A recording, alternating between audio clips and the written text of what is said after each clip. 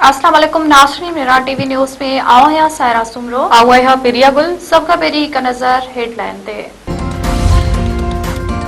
वजीर आजम शहबाज शरीफ ऐं field marshal Syed Asim Munir की कोशिशन रंग लातो। अमरीकी सदर डोनाल्ड ट्रंप पारां वजीर आजम शहबाज शरीफ जी 2 हफ़्तनि वारी जंगबंदी तजवीज़ मञण बाद 2 हफ़्तनि ताईं हमला न करण जो ऐलान। इसराइल पे जंगबंदी ते राज़ी। ईरान बि पाकिस्तान जे 2 हफ़्तनि लाइ आपनाई हरमस खोलण वारी तजवीज़ मञे वरिती।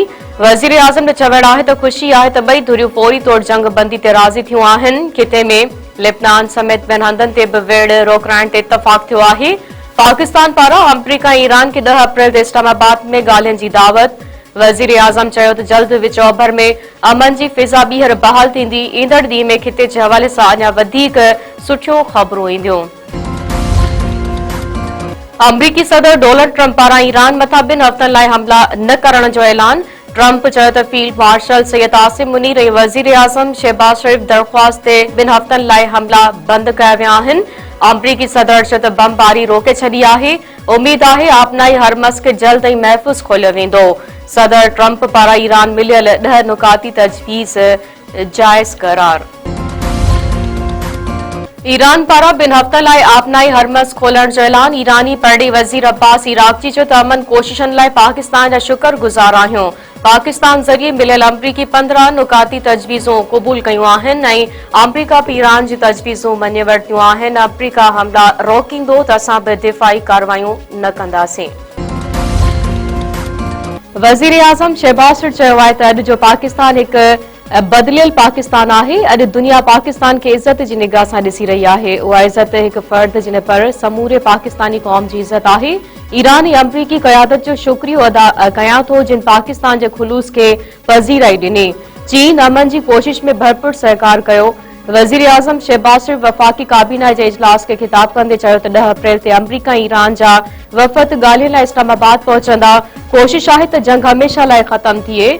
अमरीका ऐं ईरान समेत समूरनि दोस्त मुल्कनि सां थोराइता आहियूं जिन पाकिस्तानी सिफ़ारती कोशिशनि में सहकार कयो।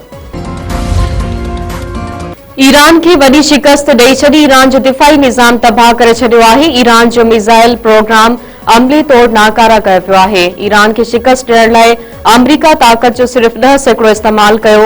ईरान खे जंगबंदी लाइ मिन्थूं करणी पयूं। अमरीका 38 ॾींहं जे ऑपरेशन में शानदार कामयाबियूं हासिल कयूं। अमरीका जी जंग बाबति वज़ीर पेट हेगेस्टिक ऐं जनरल डीन केन गॾियल प्रेस कॉन्फ्रेंस कंदे चयो त जंग दौरान ईरान जे सुप्रीम काउंसिलर जी क़यादत ख़त्म करे छॾी। ईरान जो नओं लीडर ज़ख़्मी आहे। ईरान मुश्किल सबक सिखी वरितो ऐं अमरीका सां विढ़ण जो अंजाम छा थींदो आहे। सदर ट्रंप तारीख़ में रक़म ॾेई छॾी आहे। ईरान जे हवाले सां अमरीका जे ॿियनि सदरनि सिर्फ़ ॻाल्हियूं कयूं पर सदर ट्रंप करे ॾेखारियो। ट्रंप खे जेतिरियूं कामयाबियूं मिलियूं आहिनि उहे कंहिं बि अमरीकी सदर खे नाहिनि मिलियूं। दिफ़ा वारे वज़ीर ख़्वाजा आसिफ चयो आहे त गुज़िरियल 2 सालनि में पाकिस्तान जो वक़ार बुलंद थियो आहे। वज़ीर आज़म शहबाज शरीफ ऐं फील्ड मार्शल आसिम मुनीर जी सॼी दुनिया में तारीफ़ कई पई वञे। अमरीकी सदर 60 खां 70 भेरा पाकिस्तान जी फतेह जी तारीफ़ कई। भारत अंदर बि एतराफ़ कयो पियो वञे त सिफ़ारती सतह ते बि पाकिस्तान जी फतेह थी आहे। क़ौमी असेंबली में ख़िताब कंदे ख़्वाजा आसिफ चयो त पंहिंजी क़यादत जी बसीरत खे दाद ॾियां थो। पाकिस्तान अफ़गानिस्तान ख़िलाफ़ बि जंग विड़ी रहियो आहे जिन खे असां ॾहाकनि ताईं पालियो। अॼु उन्हनि जा हथ असांजे ॻीचियुनि में आहिनि। इंशाअल्लाह असांजी ॻीचियुनि ताईं पहुचंदड़ हथ कटजंदा।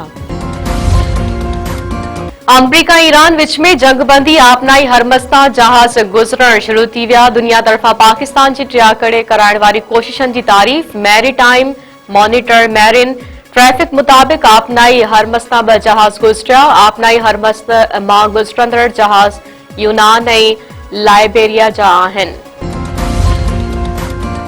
भारतीय अमरीका ईरान जंगबंदी में पाकिस्तान जे कामयाब सिफारतकारी जी तारीफ़ करण लॻा। वज़ीर आज़म शहबाज शरीफ ऐं फील्ड मार्शल आसिम मुनीर जी क़यादत खे किथे अंदर अमन जी क़याम लाइ मुस्बत अॻभराई करार ॾेई छॾियो। भारतीय प्रोफेसर अशोक सिवेन चयो आहे त ईरान लाइ हिकु फतेह पाकिस्तान लाइ एज़ाज़ जो निशान आहे। मोदी शायदि पाकिस्तान खे बैन अल-अक़वामी सतह ते अकेलो करणु चाहींदो हो पर उन जे उबतड़ भारत पाण अकेलो रहिजी वियो आहे।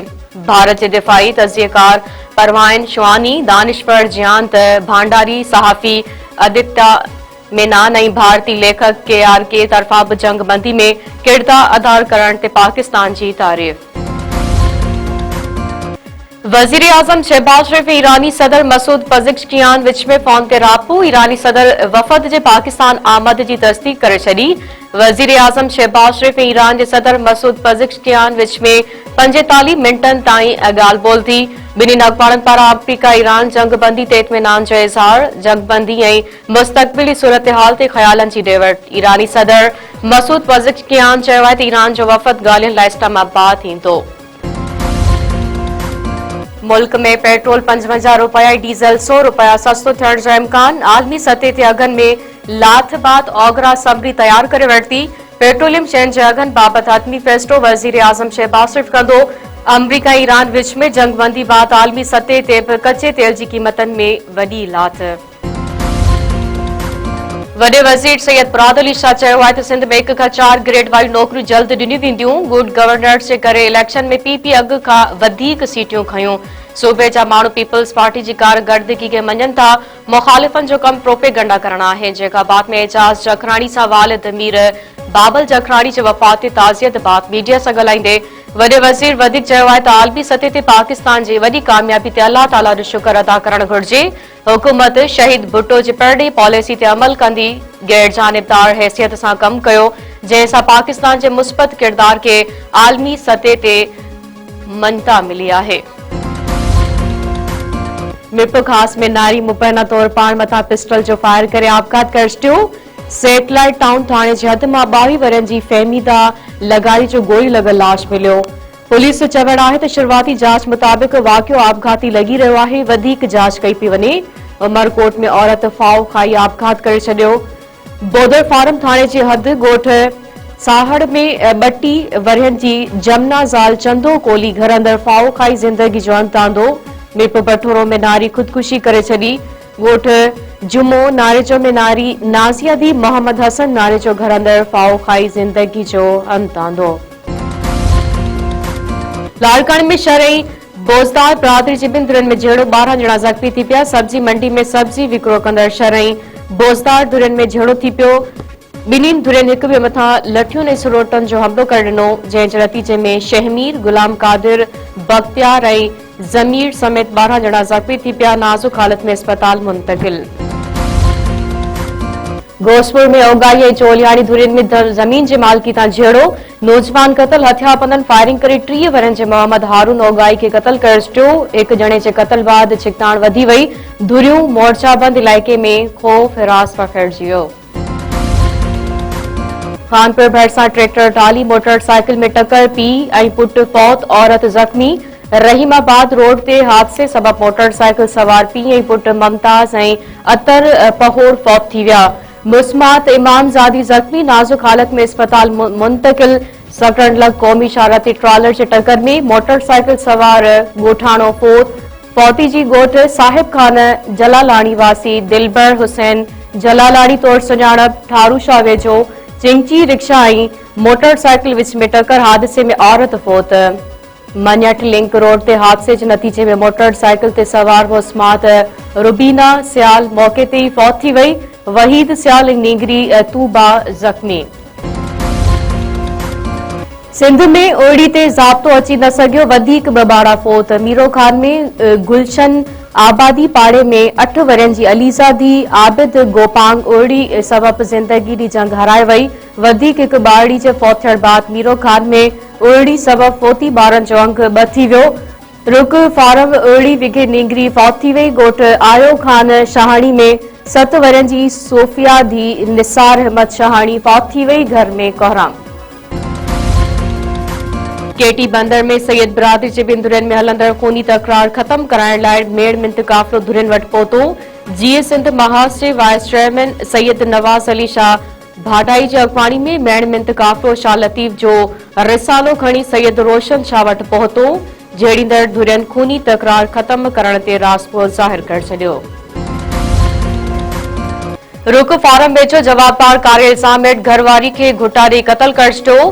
दादलो थाणे जे हथ ॻोठ शहबाज़ी बुल्लो में औरत अकीला चांड बेदर्दी सां क़तल। कारे जे इल्ज़ाम हेठि आयल नौजवान मुबीन बुल्लो कुहाड़ियुनि जा वार करे ज़ख़्मी। पुलिस जो चवणु आहे त जवाबदार फरार थी वियो आहे। वाक़े जी जांच कई पई वञे।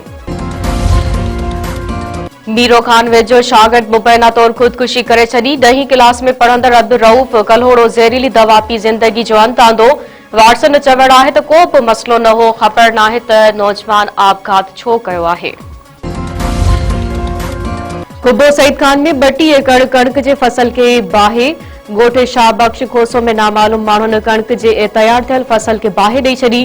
बाहे लॻण सबबि 32 एकड़नि ते पोखियल कणक जो फसल सड़ी वियो। मुतासिर आबादकारनि पारां नोटिस वठण जो मुतालबो।